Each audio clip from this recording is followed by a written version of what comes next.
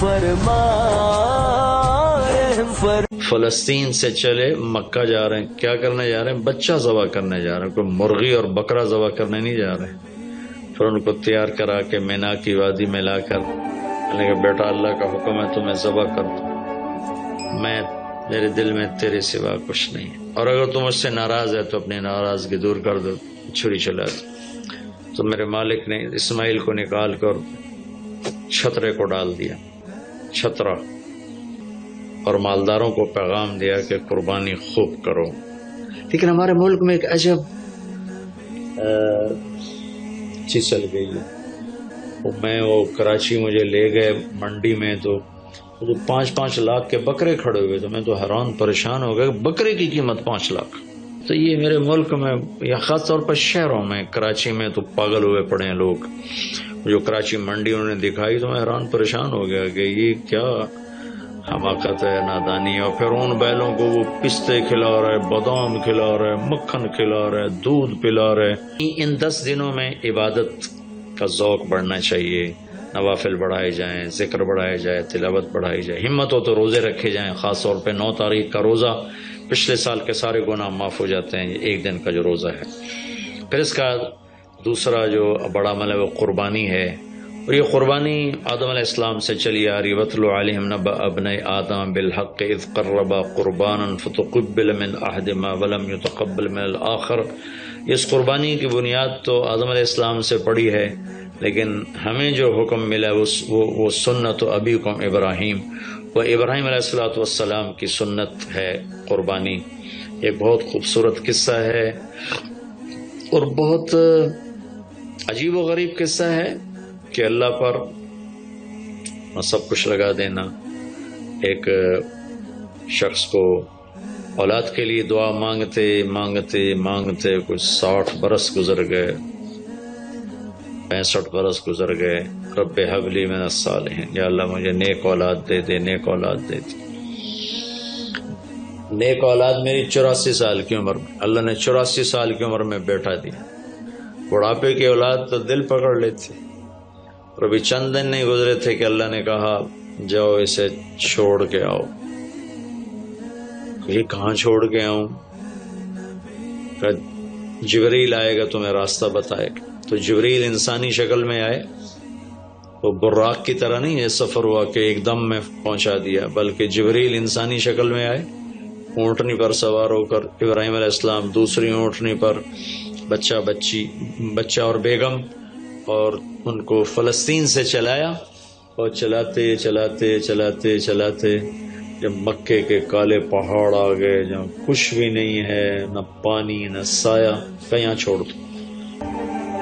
بیت اللہ ٹیلا تھا اس وقت، یہاں چھوڑ دو۔ تو ابراہیم علیہ السلام جو آگ میں ڈلتے ہوئے نہیں گھبرائے، یہ بات سنی تو گھبرا کر کہنے لگے یہاں کیسے چھوڑ دوں، یہاں تو کچھ بھی نہیں ہے۔ تو جبریل نے کہا جی آپ کے اللہ کی منشا ہے کہ اس بچے کو یہیں چھوڑ دیا جائے۔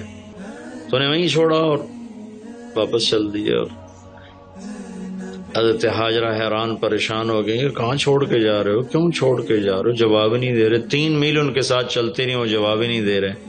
3 میل کے بعد ان کو یاد آئی یہ تو اللہ کے نبی ہیں۔ اللہ امرک، ابراہیم کا یہ اللہ کا حکم ہے؟ کہاں اللہ۔ تو میرے مالک نے اسماعیل کو نکال کر چھترے کو ڈال دیا، چھترا، اور آنکھ کھلی تو آنکھوں پر پٹی تھی، کھولی تو آگے چھترا ذبح تھا۔ نبی پاک صلی اللہ تعالی علیہ وسلم قربانی کے موقع پر 2 چھترے، بکرا نہیں، بھیڑ نہیں، گائے نہیں، بھینس نہیں، 2 چھترے ذبح فرماتے تھے قربانی کے، ایک اپنی طرف سے، ایک امت کی طرف سے۔ حج کے موقع پر آپ نے 63 اونٹ ذبح کیے، 63 اونٹ، جو ایک اونٹ میں 7 آدمی ہوتے ہیں، ایک اونٹ میں 7 آدمی ہوتے ہیں۔ 20 لاکھ کا ایک بیل لے کر آپ نے کیا کمایا؟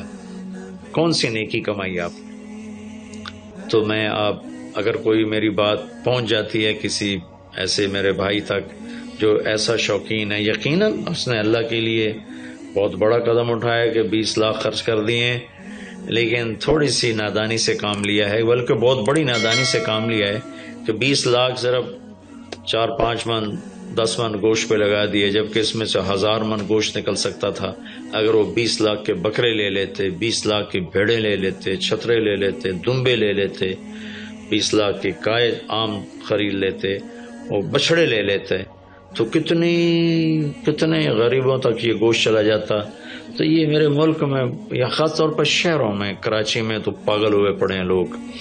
جو کراچی منڈی انہوں نے دکھائی تو میں حیران پریشان ہو گیا کہ یہ کیا حماقت ہے، نادانی ہے۔ اور پھر ان بیلوں کو وہ پستے کھلا رہا ہے، بادام کھلا رہا ہے، مکھن کھلا رہا ہے، دودھ پلا رہا ہے۔ وہ بیچارہ بیل بھی تھک موٹا ہو، بیچارہ تھک کے کھڑا ہوتا ہے، میں نے جلدی فارغ کرو، ذبح کرو، اس کی جان پسی ہوتی ہے۔ تو میں مالدار بھائیوں سے عرض کرتا ہوں کہ ایسی نادانی کے کام نہ کریں، اس قربانی کو اس طرح کریں کہ غریبوں کے لیے ایک دن اللہ نے رکھا ہے تو اس طرح کریں کہ غریبوں کو نفع پہنچے۔ یہ اس نادانی سے توبہ کریں کہ ایک بیل 10 لاکھ کا لے لیا، ایک بکرا 5 لاکھ کا لے لیا، اس میں کتنا پیسہ آپ نے ایک تھوڑے سے بہت تھوڑا نفع کمایا، بہت زیادہ خرچ کیا، اس کے ساتھ اب بہت بڑا نفع۔ چونکہ قربانی کے جانور جب ذبح ہوتے ہیں تو جتنے اس کے جانور کے جسم پہ بال ہوتے ہیں اتنی نیکیاں لکھی جاتی۔ 20,000 کا بکرا اچھا مل جاتا ہے تو 1 لاکھ میں 5 بکرے آ جاتے ہیں، اور 5 لاکھ میں 25 بکرے آ جاتے ہیں۔ ایک بکرا 5 لاکھ کا لیا، اس کے جسم پہ فرض کرو 1 لاکھ بال ہیں اور آپ نے 25 لیے تو 25 لاکھ آپ کی نیکیاں بڑھ گئیں۔ تو یہ بہت نادان طرز چل رہا ہے۔ میں آپ سب کی منت کرتا ہوں کہ اس طرح پیسہ ضائع نہ فرمائے، اللہ کی دی ہوئی امانت ہے۔ ایک بیل آپ نے 20 لاکھ کے لے لیا، 20 لاکھ میں تو 100 بکرے آ سکتے، 100 بکروں کے ذریعے سے کتنے لوگوں کی خدمت کی جا سکتی ہے۔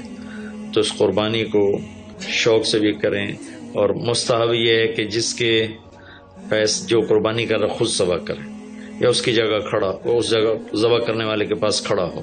قربانی کے گوشت میں سے قربانی کی قیمت نہ دی جائے، قربانی کی اجرت نہ دی جائے، اجرت اس کے علاوہ دی جائے، اور اس کی کھال کا صدقہ کر دیا جائے۔ جہاں آپ مناسب سمجھیں وہاں آپ اس کا صدقہ کر دیں تاکہ وہ بھی اللہ کے راستے میں خرچ ہو جائے، استعمال ہو جائے۔ تو ان 10 دنوں کی اللہ تعالیٰ نے بڑی فضیلت رکھی ہے۔ اللہ تعالیٰ ہمیں ان کی قدردانی کی توفیق نصیب فرمائے۔ السلام علیکم ورحمۃ اللہ۔